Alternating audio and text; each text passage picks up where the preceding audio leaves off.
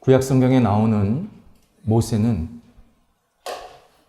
이스라엘 백성들을 너무 진실되게 사랑했던 지도자입니다. 이스라엘 백성들이 광야 생활을 하면서 너무 힘들어 모세에게 불평과 불만을 계속 쏟아냈지만 모세는 한 번도 거기에 대해서 맞대응하지 않고 받아주면서 다시 그들을 위해서 기도하는 지도자상을 계속 보여주고 있었습니다. 일부 이스라엘 백성이 모세를 반역했고 모세를 지도자의 자리에서 끌어내리려고 했을 때도 그는 마음이 변치 않고 이 백성을 도와달라고, 이 백성을 불쌍히 여겨달라고 하나님께 기도를 합니다. 창세기 32장에 이런 내용이 나옵니다.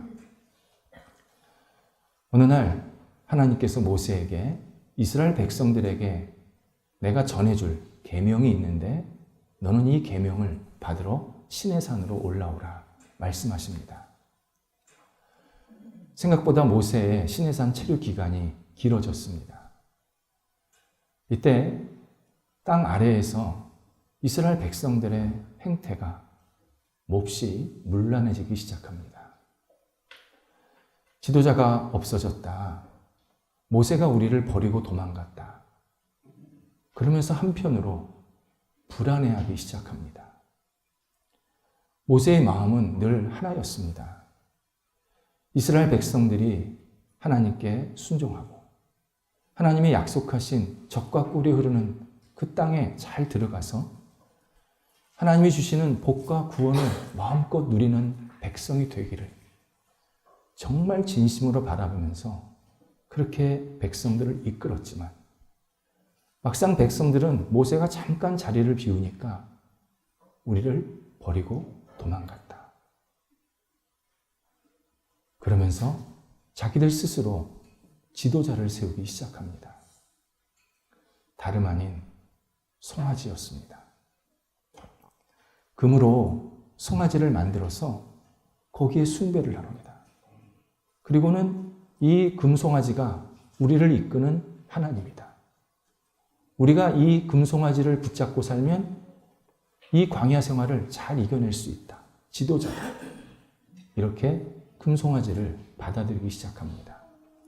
이스라엘 백성이 공식적으로 우상 숭배가 시작되는 출발점이었습니다. 모세가 그 계명을 가지고 내려왔을 때 이스라엘 백성들의 모습을 보면서 너무 가슴이 찢어졌습니다. 아팠습니다. 하나님께서 이스라엘 백성들이 늘 지켜야 될, 간직해야 될 첫 번째 말씀이 나 외에 다른 신을 두지 말라. 두 번째 계명이 너를 위하여 우상을 만들지 말라. 모세는 이 계명을 지금 선포해야 되는데 사람들한테 전해줘야 되는데 사람들이 받기도 전에 이미 이스라엘 백성들은 심각한 우상 숭배와 그리고 하나님 이외의 다른 것들을 붙잡고 있었습니다. 모세는 이스라엘 백성들이 하나님께 큰 징책을 받을 것이라는 사실을 직감합니다. 그래서 먼저 하나님께 기도합니다. 출애굽기 32장 32절입니다. 이 백성의 죄악을 사하소서. 그렇지 않으시면 생명책에 기록된 제 이름을 지워 주소서. 모세의 기도문 성경 전체에서 이해하기 매우 난해한 어려운 구절입니다.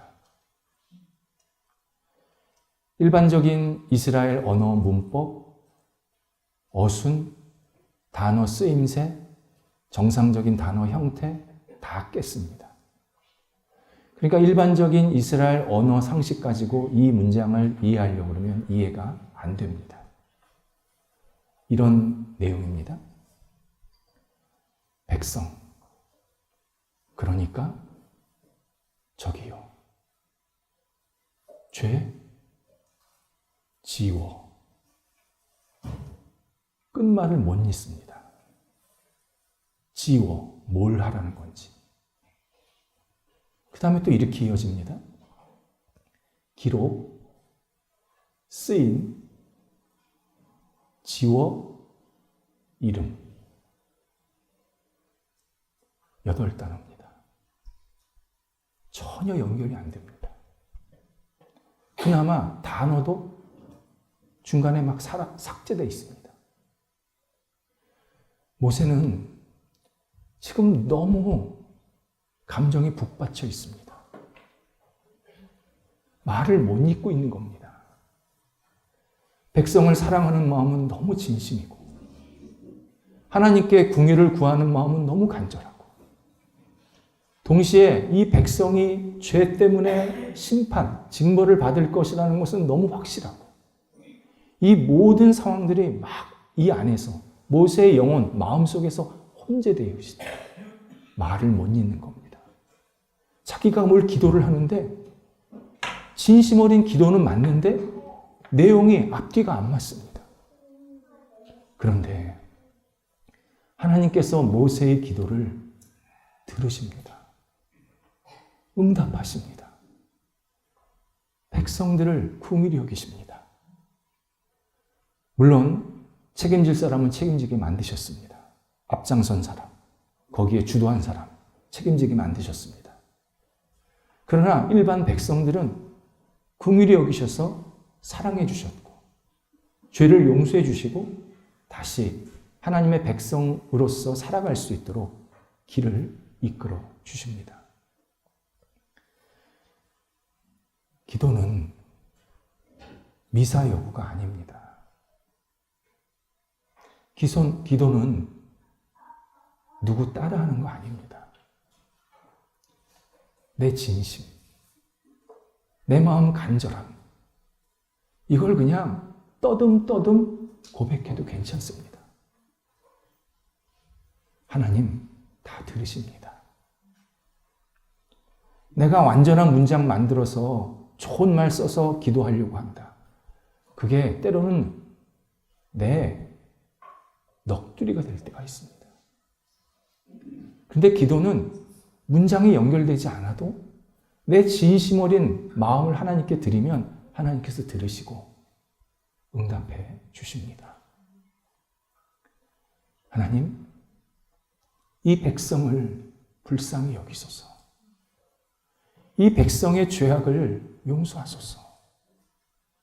제가 구원받지 못해도 좋습니다. 제 이름이 하나님께 지워져도 괜찮습니다. 하나님 제 이름 기억하지 않으셔도 좋습니다. 한 가지, 이 백성을 불쌍히 여겨주옵소서. 모세의 이 간절한 울부짖는 기도가 지금 우리에게, 우리의 귀에, 우리의 눈에 너무 선하게 들리고 보입니다. 지도자는 백성을 위해서, 따르는 사람을 위해서 눈물로 기도할 줄 아는 사람입니다. 백성이 지도자를 위해서 존재하는 게 아닙니다. 지도자가 백성을 위해 존재하는 겁니다.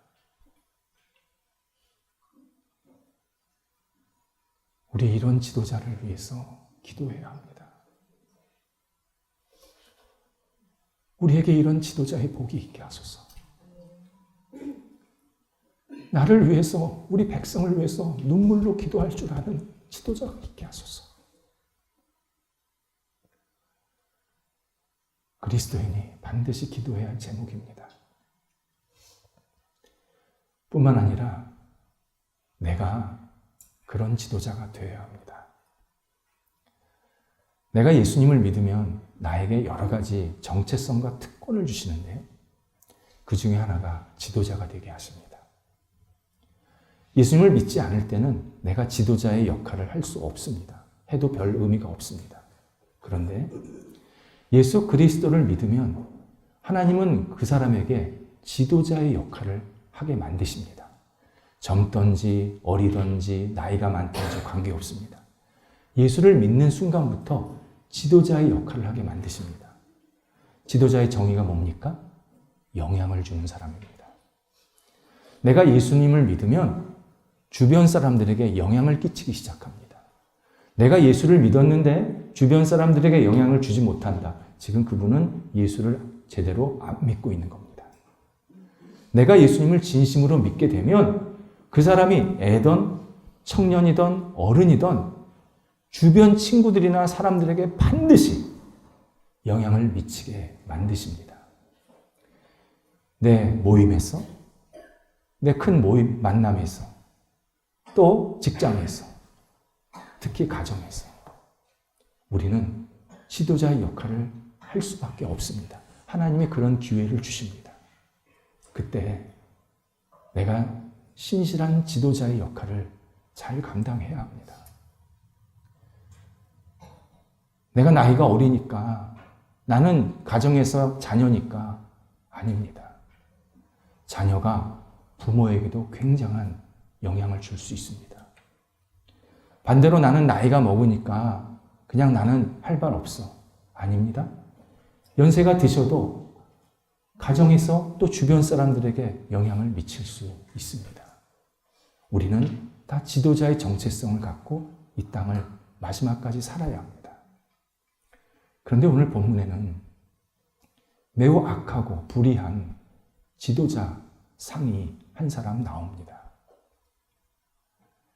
49절에서 대제사장 가야바입니다. 가야바가 먼저 이전에 지도자들이 말했던 것을 전면 부정하면서 반박합니다. 너희가 아무것도 알지 못하는도다. 이전에 지도자들이 뭐라 그랬냐면 예수가 너무 큰 표적을 행하고 있다. 우리가 예수를 어떻게 해야 되지? 막 갈등을 하고 있었습니다. 예수를 죽이고 싶고 해하고 싶은데 예수를 쉽게 죽일 수 있을까? 막 그런 마음에 이중적인 마음이 막 왔다 갔다 했던 겁니다. 이때 가야바가 뭐라 그러냐면 그런 유약한 소리는 집어쳐라. 왜 예수를 어떻게 할 방법이 없느냐? 방법을 알지 못하면 가만히 있어라. 방법이 있다. 이렇게 앞에 지도자들의 이야기를 반박하는 겁니다. 그러면서 이렇게 논리를 이끌어갑니다. 한 사람이 죽으면 모든 사람에게 유익하다. 이런 의미입니다. 저 예수를 죽이면 우리 모두가 편하다. 지금 저 예수 때문에 백성들이 혼란스러워하지 않느냐? 우리 위치가 위태위태하고 있지 않느냐? 저 예수 하나 죽이면 우리 모든 게 다 안정적으로 편안하게 갈 수 있다. 만약 우리가 예수를 죽이지 않으면 로마 제국이 우리한테 간섭할 거다. 너희는 백성의 지도자가 되어서 사람들의 마음도 잘 못 다스리고 있느냐? 사람들의 민심을 이렇게 계속 혼란스럽게 놔두고 있느냐? 우리한테 책임을 물을 것이다. 예수 죽여야 된다. 그래야 우리나 백성이나 문제가 없어진다. 이 논리가 지도자들에게 통했습니다. 그리고 본격적으로 예수를 죽이는 작업이 시작이 됩니다. 가야바의 이 설명은 나중에 총독 빌라도에게 똑같이 적용이 됩니다. 백성들, 무리가 예수님을 두고 이 예수를 십자가에 못 박으시오. 막 소리를 쳤습니다. 이때 총책임을 맡은 빌라도가 고뇌를 합니다. 내가 보기에는 예수가 십자가에 죽을 이유가 없다. 그럴 만한 죄를 내가 찾지를 못했다. 어떻게 하지? 이때 가야바가 그에게 접근합니다. 총독, 당신 머뭇거리지 마시오. 당신이 지금 저 백성들의 소리를 침묵하면 안 돼요. 예수를 죽여야 됩니다. 예수를 십자가에 넘겨주시오. 그래야 당신의 자리가 보존됩니다. 지금 민심이 이렇게 들끓고 있는데 당신이 이거를 처리하지 않으면 로마 제국이 당신한테 와서 왜 민심을 제대로 다스리지 못했냐? 추궁할 거고 당신을 쫓아낼 것이요. 빌라도가 여기에 설득이 됩니다. 그리고 예수를 넘겨줍니다. 중요한 사실이 있었습니다. 이 제사장과 지도자들이 민심, 여론을 조작하고 있었습니다. 백성들에게 들어가서 야, 예수 죽여. 예수 십자가에 죽게 해달라 그래. 저 다른 바라바니 이런 죄수들 다 풀어주고 예수 한 사람만 죽이면 된다 그래. 막 들쑤시고 다녔습니다. 만약 우리 말 듣지 않으면 너희한테 불이익이 있을 거야. 성경에 보면 백성들이 불안해서 예수를 십자가에 넘기게 된다 말씀하십니다. 나쁜 지도자는요, 의도적으로 민심을 만들어냅니다. 그래서 그리스도인들이 늘 깨어 있어야 합니다. 가이바의 이 설명, 논리학에서 편의주의라고 표현합니다. 고리가 있습니다. 이 고리를 귀에 거니까 귀걸이가 됐고, 코에 거니까 코걸이가 됩니다. 팔에 끼니까 팔찌가 됩니다. 이게 편의주의 논리 방식입니다. 그때마다 매번 달라집니다. 이때는 이래서 안 되고, 저 때는 저래서 되고, 그러니까 기준이 없어집니다. 계속 말이 바뀝니다. 상황이 바뀌면 당연히 잣대도 바뀝니다.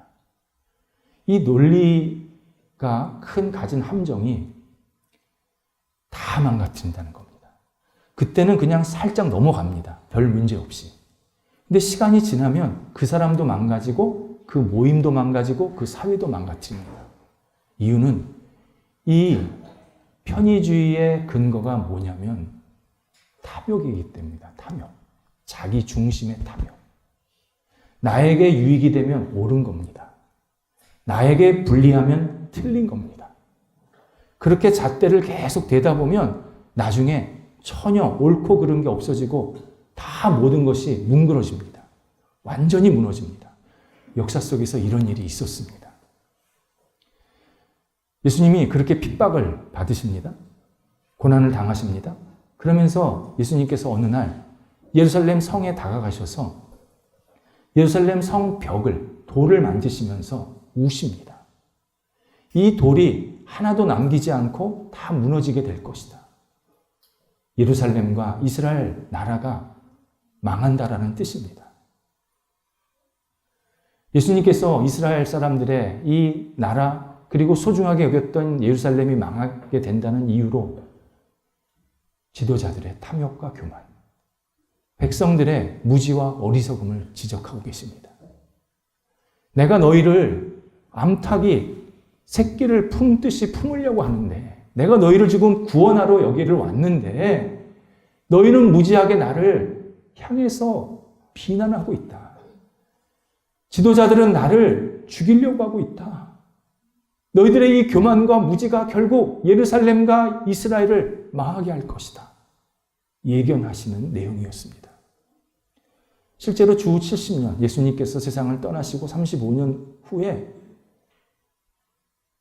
로마 제국이 대규모 병력을 가지고 이스라엘을 침공합니다.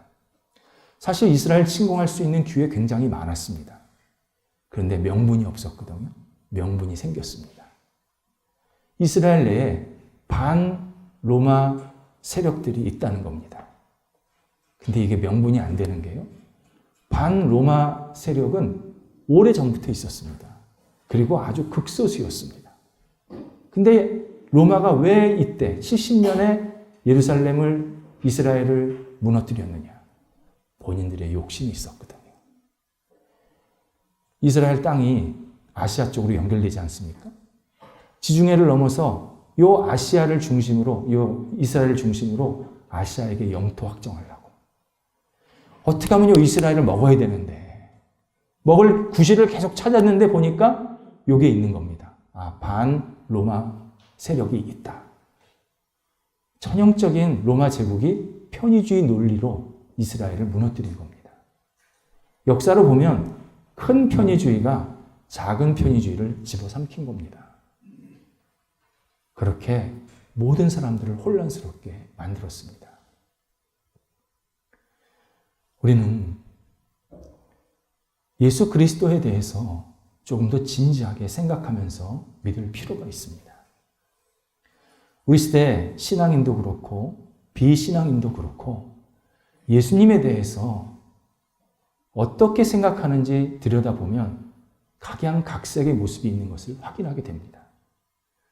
예수님에 대해서 한 마음과 한 뜻을 가지고 잘 믿고 따르는 것도 있지만 많은 경우 자기 식대로 믿으려고 하는 그러한 모습들을 발견하게 됩니다.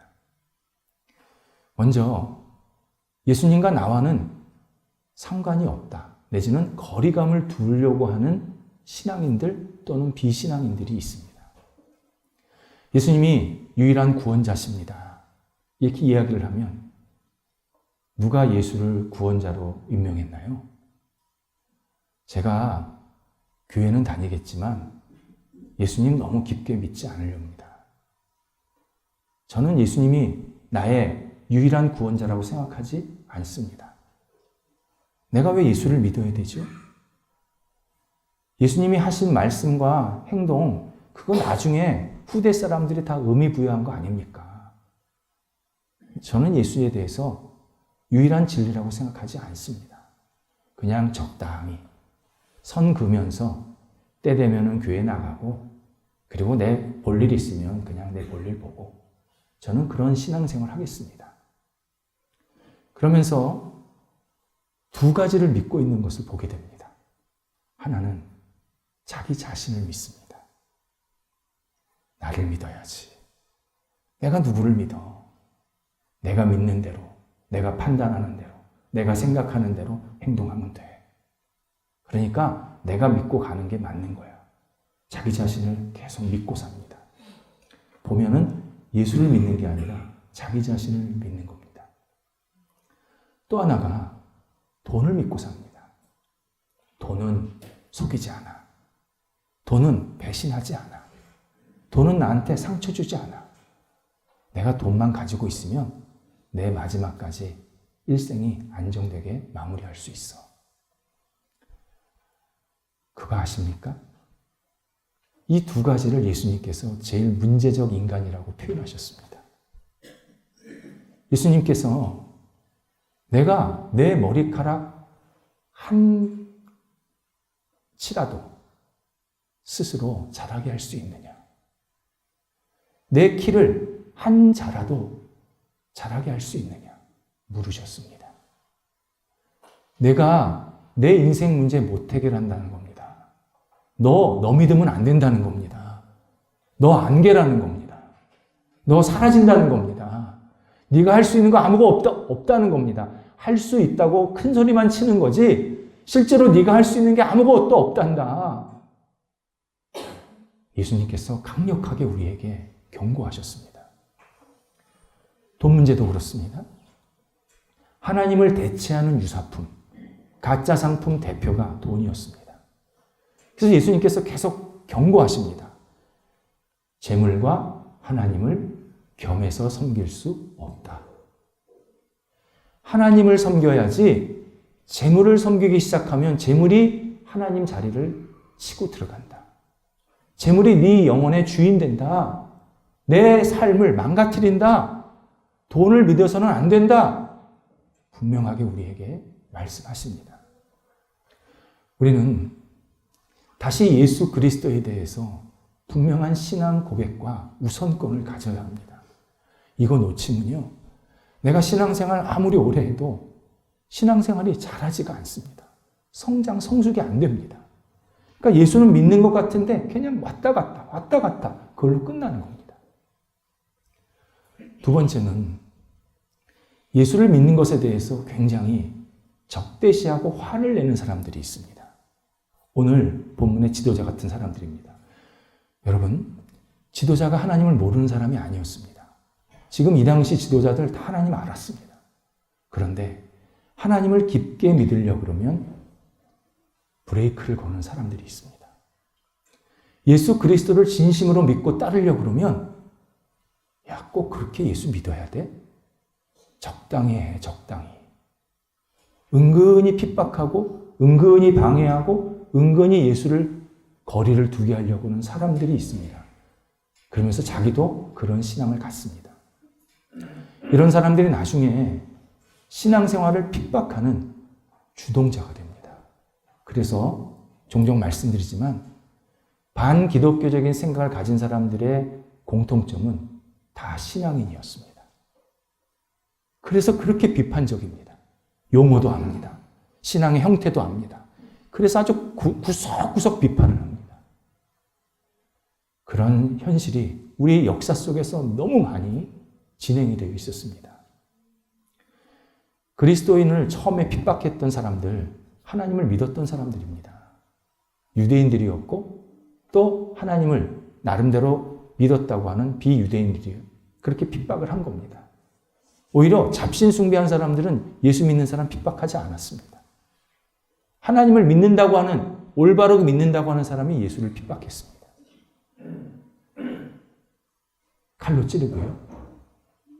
십자가에 매달고, 때로는 십자가에 거꾸로 매달고, 불에 태웁니다. 그런 일들을 자행했습니다. 중세 때도 그랬어요.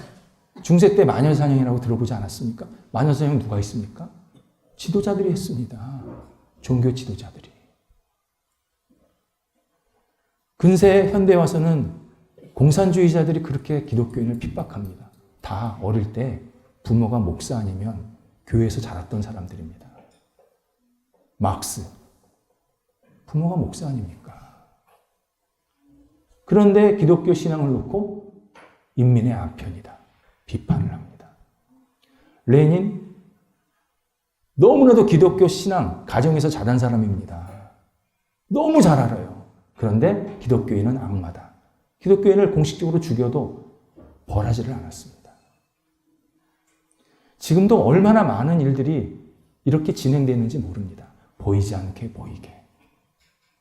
그런데 기독교 신앙을 비판하고 그렇게 억압하고 핍박한 사람들의 끝이 어떻게 됐을까요? 이 부분에 대해서 많은 역사가 덮고 있습니다. 그래서 우리가 역사가 비기독교, 반기독교적인 사상이 들어가 있다고 표현하는 겁니다. 이런 사람들이 어떻게 됐는지 좀 오픈해줘야 되는데 그걸 숨겨요. 다 끝이 안 좋았습니다.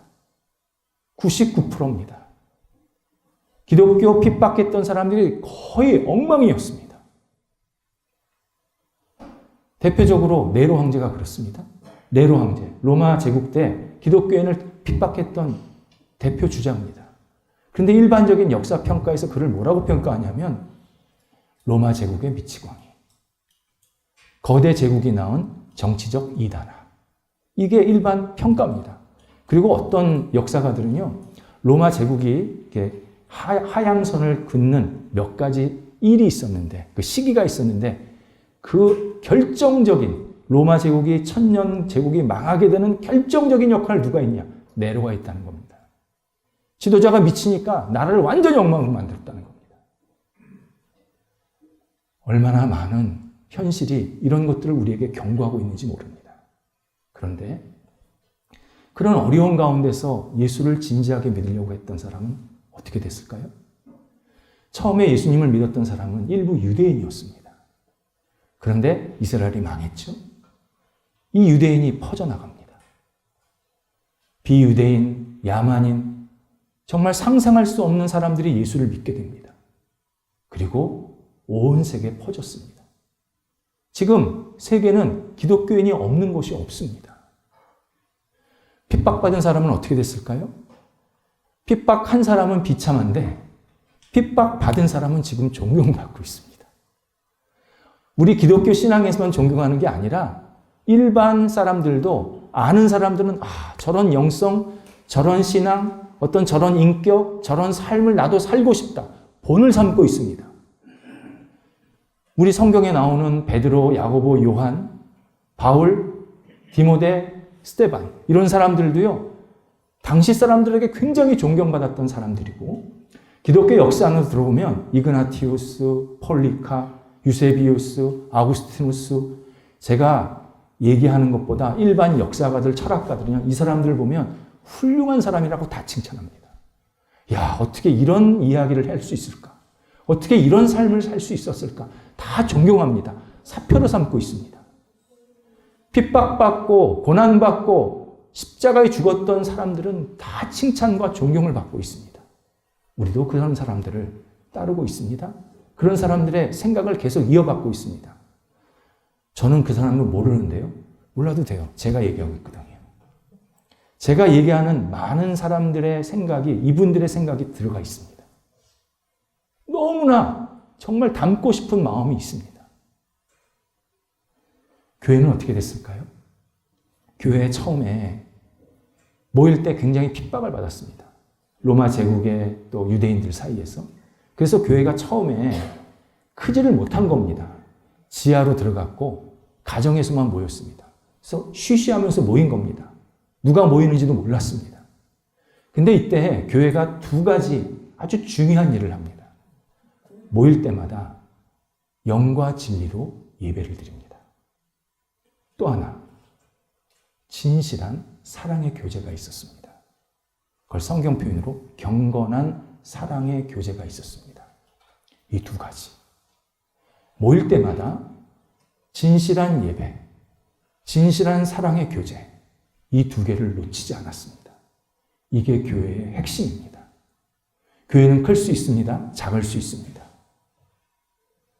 관계없습니다.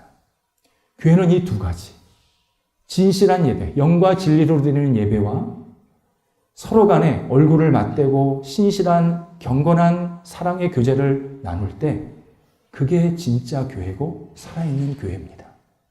그런 교회가 계속 확산이 된 겁니다. 그래서 예루살렘을 넘어갔고 아시아, 유럽 지역까지 넘어갔고 극동아시아, 대한민국 같은 이런 좁은 나라에서 교회가 세워져서 우리도 지금 서로 얼굴을 전혀 몰랐지만 서로 삶의 환경은 다 다르지만 생각과 가치관도 조금씩 다를 수 있지만 그리스도의 이름으로 함께 모여서 예배하고 사랑의 교제를 하게 만들고 계십니다. 놀라운 하나님의 역사입니다.